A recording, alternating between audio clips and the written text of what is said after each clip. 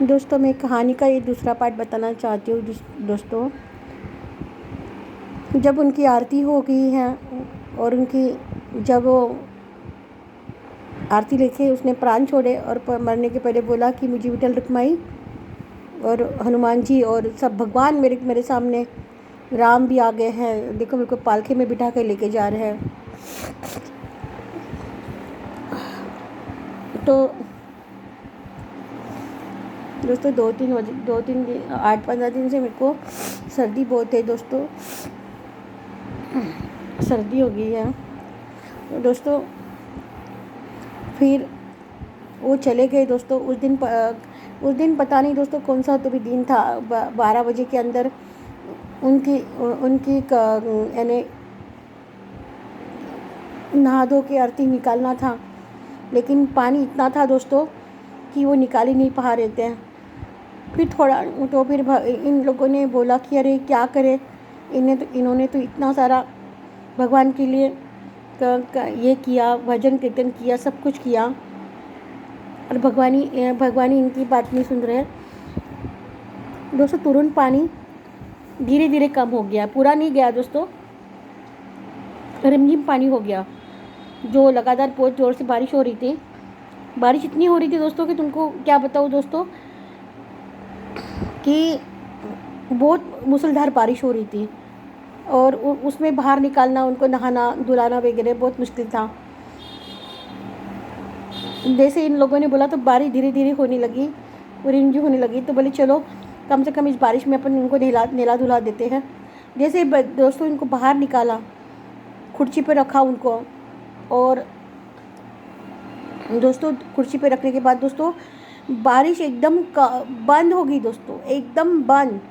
और धूप निकली, सूरज निकला दोस्तों, सूरज निकला दोस्तों। आश्चर्य की बात है, इतनी लगातार बारिश, इतने बादल ये हो रहे थे दोस्तों, और एकदम उनको बाहर निकलने के बाद, बारिश रिमझिम होने के बाद, उसके बाद में एकदम बाहर निकलने के बाद, नहलाने के बाद दोस्तों उनको एकदम धूप निकली दोस्तों, सूरज निकला दोस्तों, और एकदम ऐसा लग रहा था कि बारिश यानी आई थी कि नहीं आई थी, ऐसा लग रहा था दोस्तों कि ये ज़मीन गीली है, लेकिन गीली से तो पता चलता है दोस्तों, लेकिन आसमान से कोई बारिश नहीं हो रही थी दोस्तों।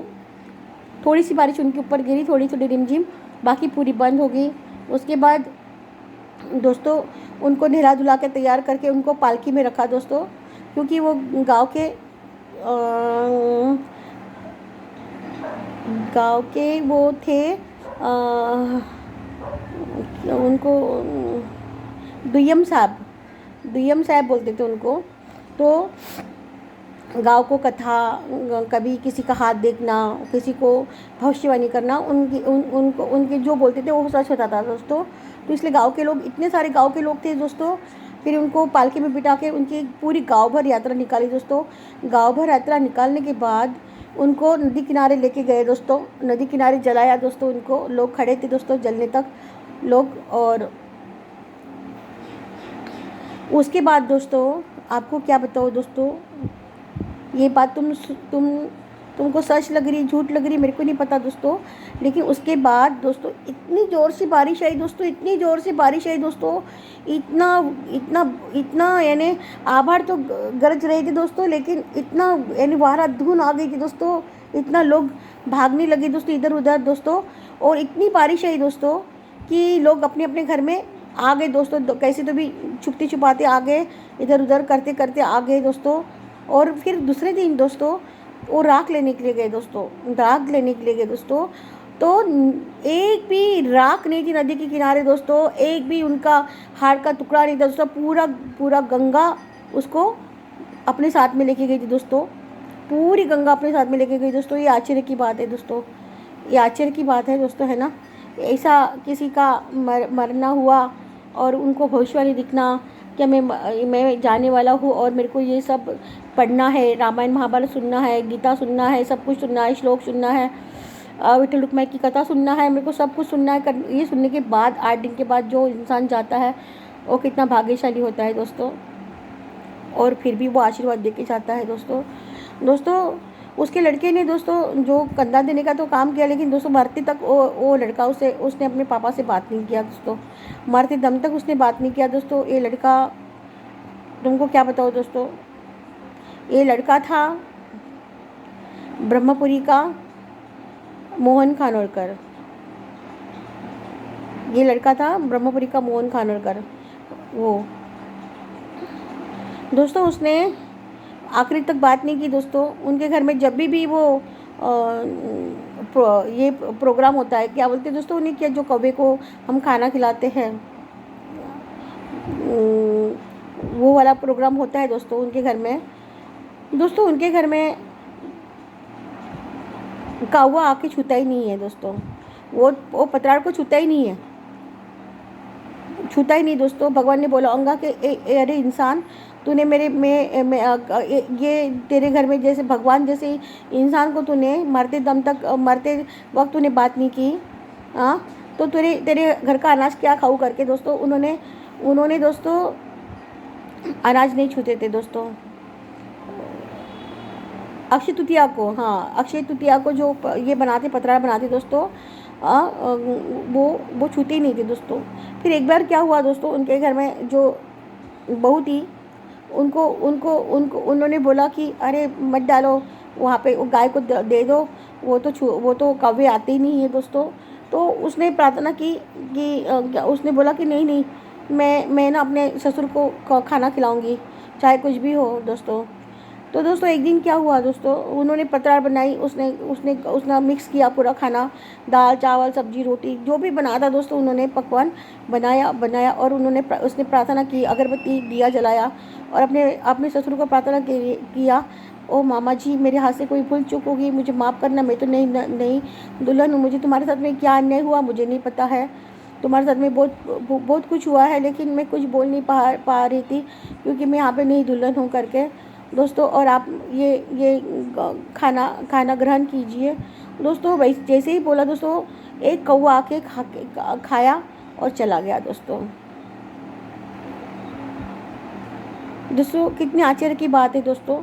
उसके बाद दोस्तों उन्होंने बहू के साथ में तो बहुत बुरा अन्याय किया दोस्तों उन लोगों ने। वो बहू को बहुत टॉर्चर करते थे दोस्तों।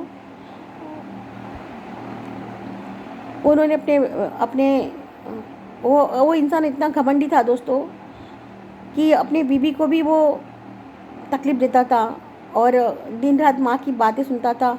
मैं ये नहीं बोलती माँ बाप गुरु होते हैं, ये समझती हूँ मैं, भगवान से भी ऊपर होते हैं माँ बाप, लेकिन इतना भी ये नहीं करना चाहिए कि किसी माँ बाप के लिए, अपने माँ बाप के लिए किसी लेडीज़ को यानी टॉर्चर करना चाहिए दोस्तों। आखिर में वो लेडीज़ के साथ इतनी बड़ी घटना हुई दोस्तों, तुम्हें मैं क्या बताऊँ, मैं बोल नहीं सकती दोस्तों। आखिर में उसने झूठ बोल के दोस्तों उसके कागज़ पे साइन ले ली दोस्तों, क्या ये डॉक्यूमेंट्स वकील के हैं, कुछ काम के हैं करके साइन ले ली दोस्तों।